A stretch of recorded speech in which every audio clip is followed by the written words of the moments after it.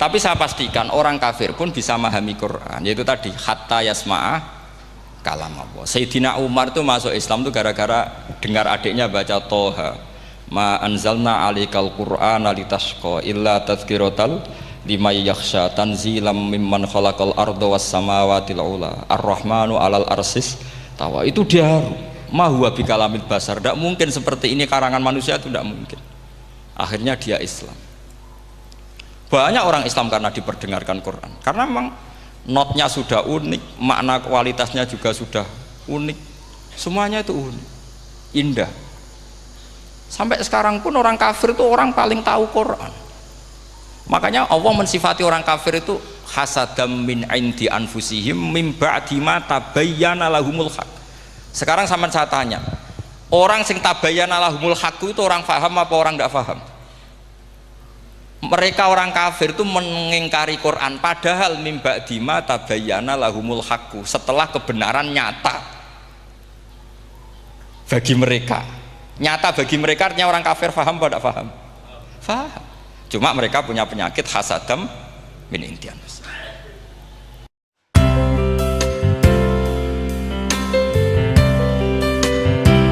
Misalnya begini ya, kalau kamu maknanya fikih saja, contoh yang paling mudah familiar itu fikih ya.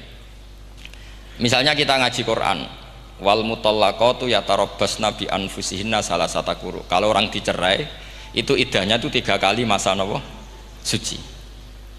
Apakah aturan iddah seperti ini hal hadhil iddah amatun likulli mutallaqatin am li mutallaqatin makhsusah? Apa ini semua mutallaqah iddahnya pasti salasata quru, apa orang tertentu?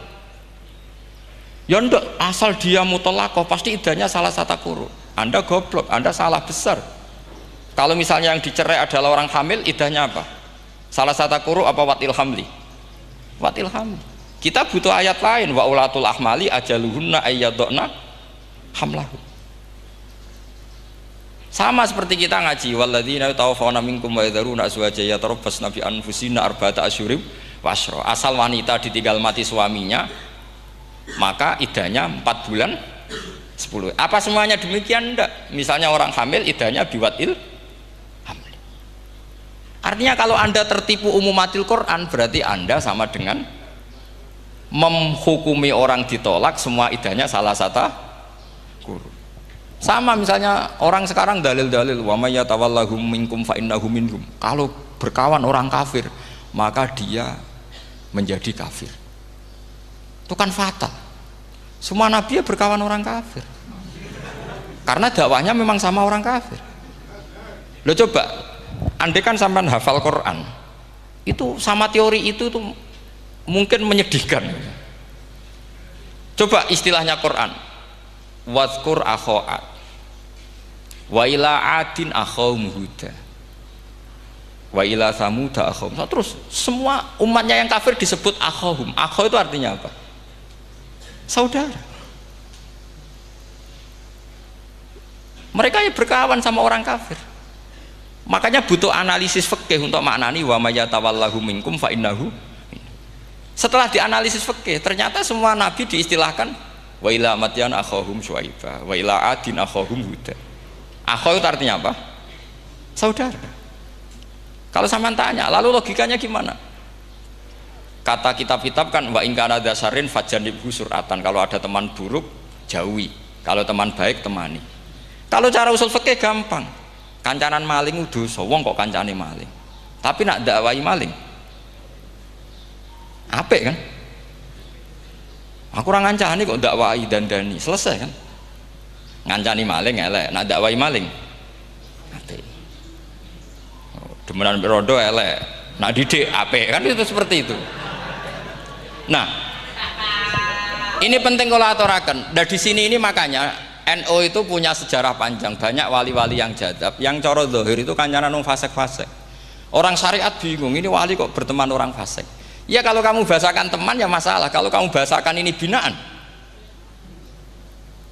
enggak, sama jawab saja. Kalau dibahasakan teman masalah enggak? Masalah kan? Tapi kalau dibahasakan itu binaan, selesai kan?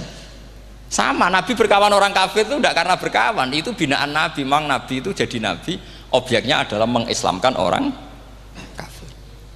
Ya Berlama-lama Nabi dialek dengan mereka, muasyarah sama mereka. Bahkan Nabi diharuskan bersikap baik sama mereka. Itu yang disebut fabima rahmatim minallahi lintalahum walau kunta faddzan ghalidhal qalbi lan faddu min haul. Tapi sekarang itu orang sudah tidak pakai ilmu. Orang-orang radikalisme itu nggak pakai usul fikih. Pokoknya kalau ada ayat terjemahnya gini ya sudah itu jadi madhab. Akhirnya kecelakaan seperti ini. Pokoknya kalau ada ayat faqtulul musyrikina haitsu wajadtumuhum wa khudhuhum wahsuruhum wa'udu lahum kulla marsad. Sudah hafalnya ayat itu saja. Dia tidak mau ngapalkan misalnya qatilul ladzina yuqatilunakum. Ada ayat lagi wa akhrijuhum ya min haitsu akhrajukum. Sehingga ulama kita membagi kafir itu ada harbi, kita musuhi, ada zimmi, ada muahad, ada musta'man. Itu ulama karena tahu tidak semua orang kafir itu harbi, tidak semuanya zimmi, tidak semuanya muahad, tidak semuanya musta'man. Kalau harbi oke, kita perang, kalau zimmi ya kita bina. Kalau muahad ya sesuai perjanjian kita, kompensasinya apa, MOU-nya kayak apa. Tapi hafalnya mereka ayat satu tema. Nah celakanya kita yang ngaji di pondok-pondok yang katanya spesialis ingin alim tafsir, hafalnya ya satu ayat juga. Wah itu kan satu ayat versus satu ayat, itu ngeri. Makanya kalau sama tanya saya, ini katanya di acara ini sama tanya gimana caranya jadi ahli tafsir, saya jawab gampang. Caranya itu hafal Quran, hafal hadis, terus hafal ulumul Quran. Ya misalnya Nadoman ya Faidul Khobir lah, kalau kitab Nasar ya minimal itu setengah lanya itkon lah, kalau nggak lanya amat ya agak lanya. Karena kitab tafsir itu gampang, teorinya itu mudah sekali. Misalnya al-ibratu bi umumil lafzi la bi khususis sabab, itu sama dengan kayak kaidah fikih. Karena kalau kaidah fikih itu saya itu pernah dibisui kiai itu, ini kisah nyata itu, dibisui kiai itu pas basul masail. Dulu saya itu masih sering mau basul masail. Tadi mun pensiun mun boten niku. Dulu saya dengan Gus Zofur putrane Mbah Mun itu sering makili Pondok Anwar basul masail fikih. Tapi tidak tahu ceritanya Gus Zofur jadi dokter tafsir, saya juga kok ya tahu-tahu menekuni tafsir. Lama-lama orang itu lupa status saya yang fakih ya. Makanya saya itu ya kadang eman gitu, karena ini status penting juga. Tapi status fikih itu kadang memang menyesatkan. Karena begini, itu dulu pernah ada basul masail itu begini. Ini kisah nyata ini. Ada desainer baju putri untuk putri, anak putri. Kemudian desainer itu menciptakan satu celana pendek misalnya, atau celana seperempat. Dengan desain ini pasti kalau dipakai itu auratnya itu kelihatan. Bagaimana hukumnya desainer ini? Apa termasuk mimman sarro'a as-sayyi'ata? Karena terjadi kasfil aurat. Apa enggak? Rata-rata kalau kiai yang khusuk-khusuk, yang sepuh-sepuh, desainer itu dosa. Gara-gara tren pakaian ini wong wedok buka aurat. Tapi saat kiai-kiai alim yang muda-muda, entah saking belingnya, entah saking pinternya, enggak tahu. Bilang begini, Pak Yai, yang didesain apa? Ya celana itu.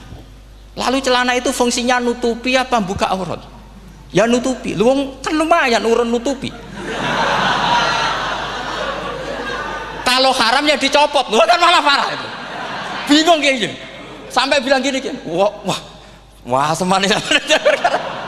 Itu kan makanya ini guyon ilmiah. Repotnya ngadepi orang alim muda itu kan mbok gedhingi ku ilmiah, mbok senengi fase.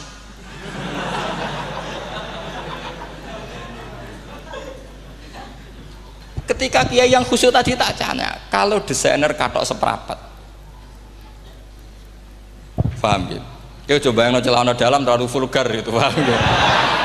Nggak, rok saja lah, rok mini misalnya, rok selutut. Sampean jangan ngeres ya, yang rok selutut misalnya.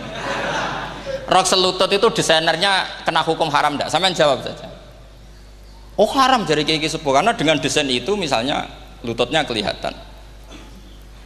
Tapi pertanyaannya kayak muda saya masih ingat betul, saya tanya. Lalu fungsi pakaian itu apa Pak Yai? Fungsi itu kan tetap nutupi sebagian aurat. Kalau Anda haramkan, barang haram itu harus dihilangkan. Nah itu. Sampai kiai itu setelah acara itu manggil saya. Gus, kalau ngakoni jenengan alim tapi podo repoti. Podo repoti nak dalam itu kan terus itu ada perumusan di redaksi keputusan yang dijual itu yang masail fikihnya kan terus diputuskan, dibukukan. Kalau redaksinya halal, Gus, nanti orang pakai rok semua. Dan saya balik bantah, kalau redaksinya haram, orang nggak pakai rok malah. Akhirnya itu apa? Kebijakannya lucu. Buak we Gus, pertanyaan itu buak sak jawabannya oke. Jadi kita debat tidak jadi. Ini cerita ya, cerita ilmiah. Makanya sama tidak wajib manut saya ini terlalu ilmiah, jadi tidak baik untuk kehidupan kesalian, kurang baik. Jadi ini, tapi ini ilmu, tetap kaidahnya fikih ma la yudraku kullu la yudraku kullu. Jangan kalau tidak bisa nutupi aurat semua, lalu jangan sama sekali. Loh kan kaidahnya kan gitu, ma la yudraku kullu la yudraku kullu. Misalnya Anda punya tetangga nggak mau pakai jilbab, nggak mau pakai pakaian muslimah, kamu tidak boleh bilang munisan raklambinan, tidak bisa. Malayu troku kulluh layut napa malayu troku kulluh nu layut troku napa kulluh. Makanya ini kita harus hati-hati. Nah bayangkan sekarang orang meneliti Quran itu yutroku kulluh. Mestinya kalau Anda meneliti radikalisme, ayat yang terkait radikalisme diteliti semua. Ternyata di surat Taubat yang disebut suratus Saff, yang bahkan haram baca bismillah, itu ada ayat wa in ahadum minal musyrikin nastajaraka fa'ajirhu hatta yasma'a kalamullah summa ablighu ma'mana. Muhammad, kalau ada orang kafir mau belajar Quran sama kamu, ya harus kamu pelajari hatta yasma'a kalamullah. Setelah mereka mau belajar, ya ablighu ma'mana, summa ablighu ma'mana, kamu harus menjamin keamanan dia. Itu di surat Taubat, termasuk akhiru suratin nazalat, gak mungkin terjadi mansukh. Tapi orang-orang ekstremis selalu pakai faqatulul musyrikin haitsu, apalan itu terus. Yang orang liberal yang menaparin la ikraha fiddin. Ya sudah seperti itu. Sing orang-orang ora tegas, ora tau nahi mungkar, ya ma arsalnaka illa rahmatan lil alamin. Ngono terus. Yang kelompok tukang nahi mungkar ya ayatnya amen nahi mungkar. Saya tuh heran, kenapa mereka punya masalah dengan hafalan kayaknya. Kenapa sih? Hafalannya kok pedot itu. Kita yang hafal semua bingung jadi akhirnya kita yang pinter anut sing goblok. Karena saya tuh pernah loh debat sama orang salaf, debat gitu. Setelah saya mengutarakan sekian hadis, ada tuh Pak hadis itu, waduh, harusnya kamu ngaji saya, ada debat tuh yang level, kalau nggak level tuh nggak boleh katanya. Itu kan ngeri. Makanya ini penting ya, kalau sampean tanya ingin jadi alim tafsir, ya harus hafal Quran semua. Kalau tidak mungkin yang nunggu orang semua mati baru Anda jadi ahli tafsir, karena tidak ada musuhnya. Tapi saya pastikan orang kafir pun bisa memahami Quran, yaitu tadi hatta yasma'a kalamullah. Sayyidina Umar itu masuk Islam itu gara-gara dengar adiknya baca Toha, ma anzalna alikal Qur'ana litashqa illa tadhkiratal liman yakhsha tanzilam mimman khalaqal arda was samawati ula ar-rahmanu alal arsis tawa. Itu dia ma huwa bikalamil basar, tidak mungkin seperti ini karangan manusia, itu tidak mungkin. Akhirnya dia Islam. Banyak orang Islam karena diperdengarkan Quran, karena memang notnya sudah unik, makna kualitasnya juga sudah unik, semuanya itu unik, indah. Sampai sekarang pun orang kafir itu orang paling tahu Quran. Makanya Allah mensifati orang kafir itu hasadam min indi anfusihim mim ba'di ma tabayyana lahumul haq. Sekarang sama saya tanya, orang sing tabayyana lahumul haq itu orang faham apa orang tidak faham? Mereka orang kafir itu mengingkari Quran, padahal mim ba'di ma tabayyana lahumul haq, setelah kebenaran nyata bagi mereka. Nyata bagi mereka artinya orang kafir faham apa tidak faham? Faham. Cuma mereka punya penyakit hasadam min indi anfusihim. Mereka juga kalau ada ayat tentang ahkam yang memberatkan, mereka bilang i'ti bi Qur'anin ghairi hada au badil. Muhammad harusnya jangan tema itu yang diangkat, bu cari Quran yang lain yang enggak tema itu. Mereka sampai memilih tema itu karena paham apa karena tidak paham? Karena paham. Makanya di makalah saya pastikan ngaji tafsir itu gampang, karena orang kafir pun bisa. Kalau kasus Ahok itu bukan paham itu melintir, beda. Paham sama melintir itu beda. itu diterjemah kemenang tuh jangan mengangkat kawan orang Islam, bukan ngangkat pemimpin. Ya likinya kalau ngangkat teman saja tidak boleh, apalagi ngangkat pemimpin. Fatal mana berteman sama orang salah sama ngangkat. Saman kancanan maling itu apik nak menawa nang andani. Terus ngangkat, "Hei maling ke pimpinanku." Parah mana? Parah mana? Artinya sama saja ketika diterjemah jangan ngangkat teman. Sebetulnya ngangkat pemimpin lebih fatal. Itu kan mafhum awlawiyah, itu kan normal saja. Itu di Quran biasa, misalnya innalladzina ya'kuluna amwalal yatama dzulman, orang yang makan hartanya anak yatim secara zalim. Terus kamu bilang, "Gus, saya tidak makan kok, sepeda motornya tak gasap, tak jual." Yang diharamkan kan makan.